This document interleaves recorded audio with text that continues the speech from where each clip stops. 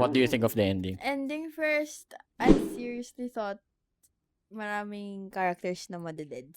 Yeah, girl. Akala ko maraming madededs. And then, well, spoiler na. Matagal naman na lumabas yung season 8. Napanood nyo na yan. Elle died. Episode 8? Episode 8. Yeah. Sabi mo season 8. Oh, episode 8.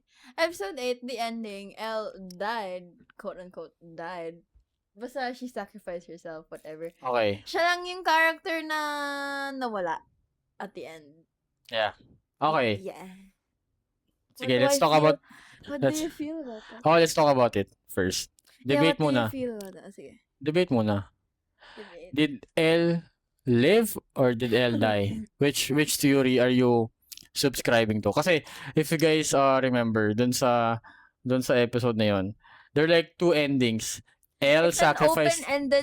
It's an open-ended show. Oh, 'di ba? Parang yung una namatay si Elle.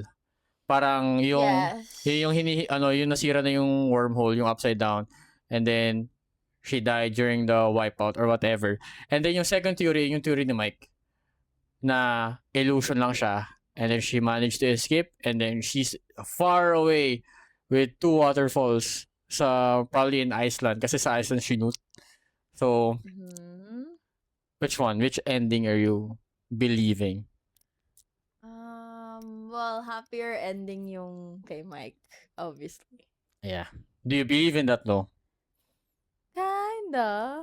No, Could you happen. just choose one. You have to live with just one ending. I have to live with just one ending. I don't believe Elle died. No! Really? Yeah. Okay, why? Yeah. Why do you think Elle died? Kasi if Elle died, parang, well, it's all pointing towards that. But she's not just human. Well, you can also debate or like come at me and say na that's like that choice is a very human thing that she did. Probably the most humane thing. Which one? Which one? Di ba nag-sacrifice siya sa end? Like, Yeah. nagpaiwan siya. I think she could probably still be alive. And yung theory ni Mike could be true. Mhm. Because, I mean, yung decision niya, feeling ko she would abide by it. Like, she will go someplace else na siya lang. Mhm. And then, iiwan niya talaga yung mga tao. But, Do you still believe? remember what Hopper said? Sabi niya, fight for, ano yan? Ba't nandiyan? Okay. What the fuck? Dinig kita sa'yo. Okay, anyway. Okay. Okay. I think lang na it's also possible. And I will choose that ending. Because number one, that's Which ending? the ending yung theory ni Mike. Sabi mo you believe Elle died. Etos ngayon. No, I believe yung theory ni Mike. Okay. Okay, clarification. Ang gulo kausap na itong babaeng to.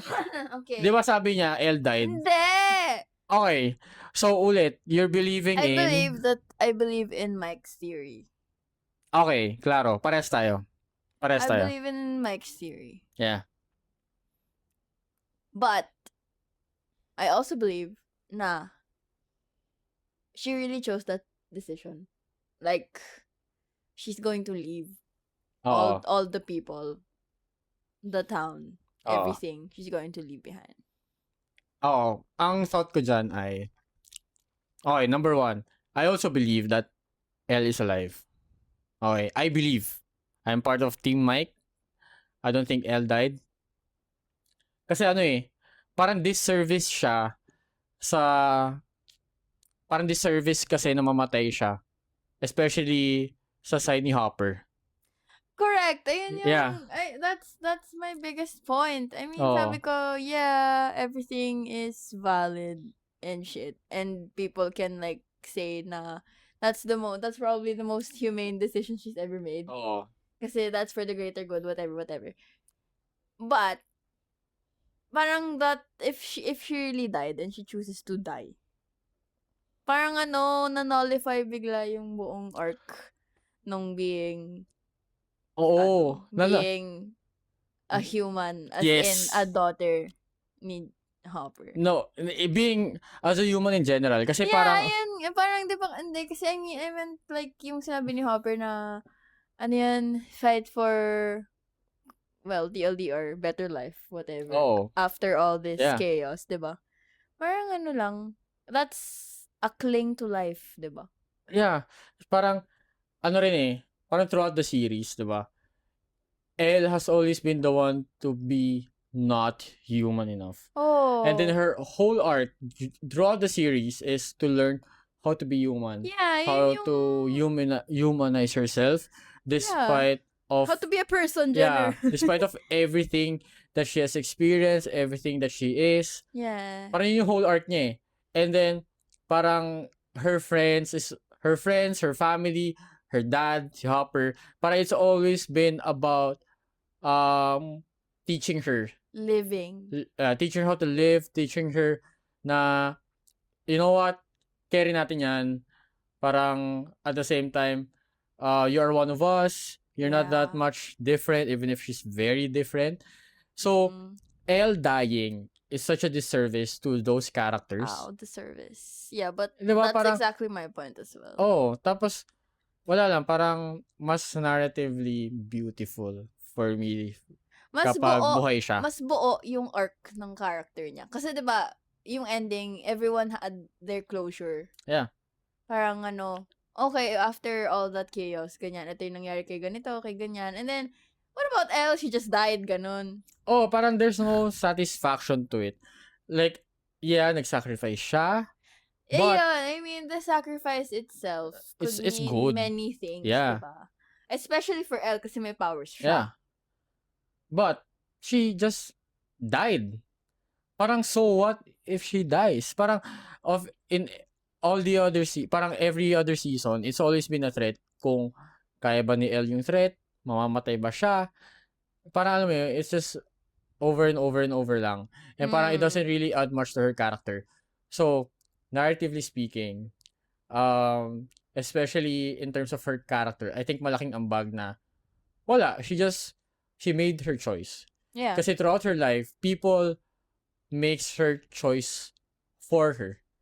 Or Diba? basta lagi siyang naagawan ng chance to choose. Oh, para pag the moment she was born. Oh, diba? Tapos parang yung nakakayak na discourse nila ni Hopper, which was probably the last one. Oh. Yung before she jumped to the other world. Before siya bumaba doon sa tangke. Yeah. Yeah. Ay, di. Yung, no, which bago one? siya tumalon, girl. Yung boulder. Oo. Parang the whole discussion was like, believe in me.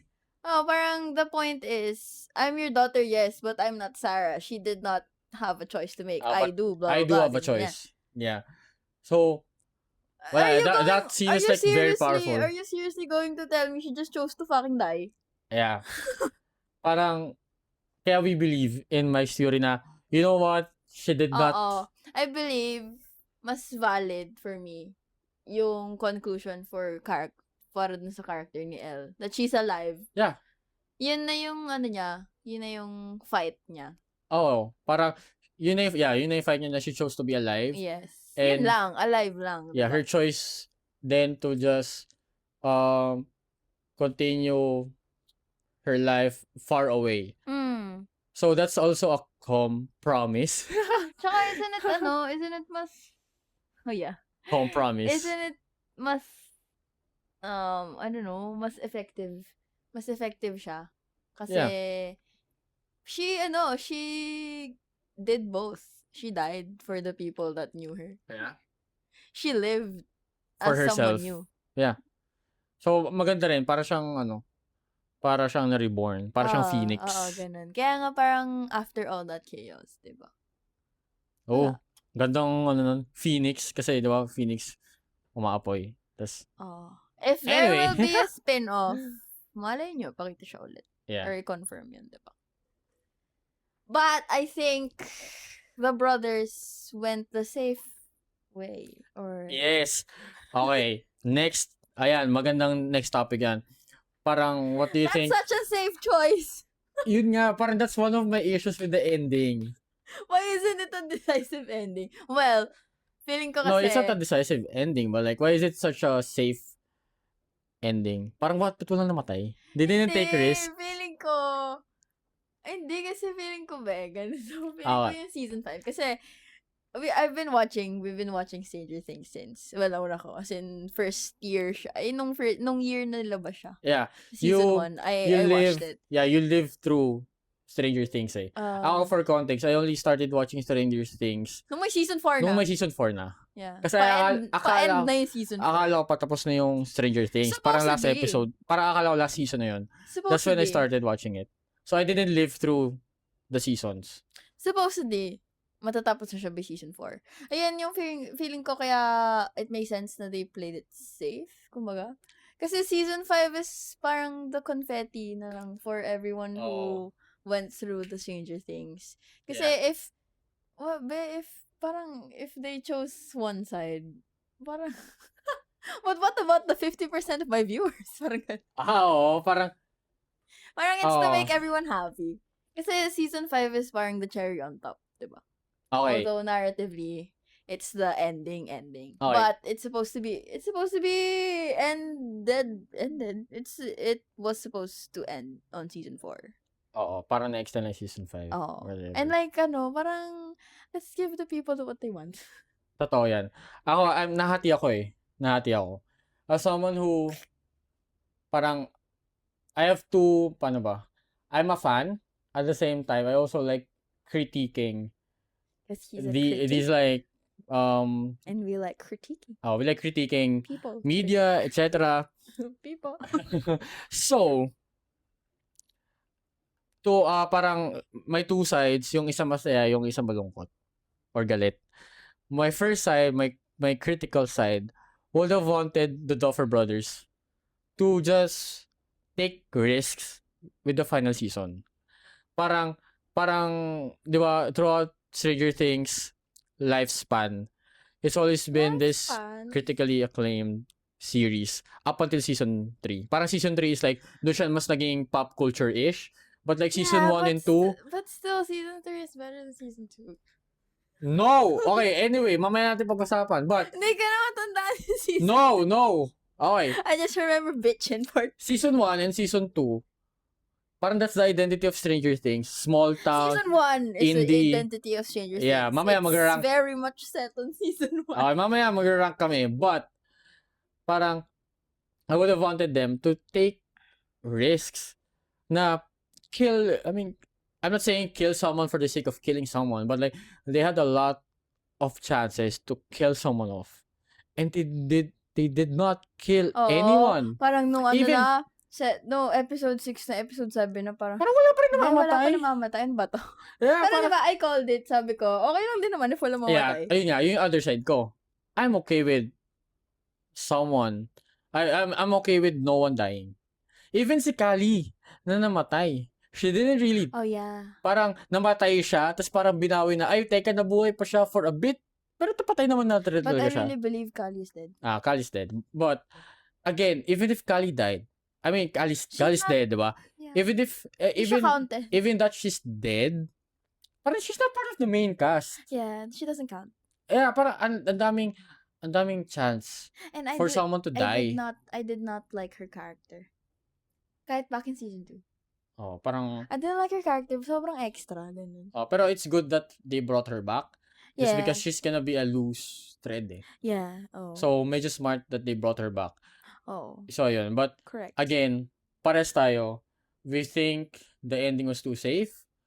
Am I happy that no one died? Yeah, I'm happy. Kasi, I'm happy that Jim Hopper did not die, and I'm happy that Dustin and Steve did not okay. die. So, speaking of, since we think they played it too safe, what would we have done differently? What we would have, anong gusto nating mangyari sana?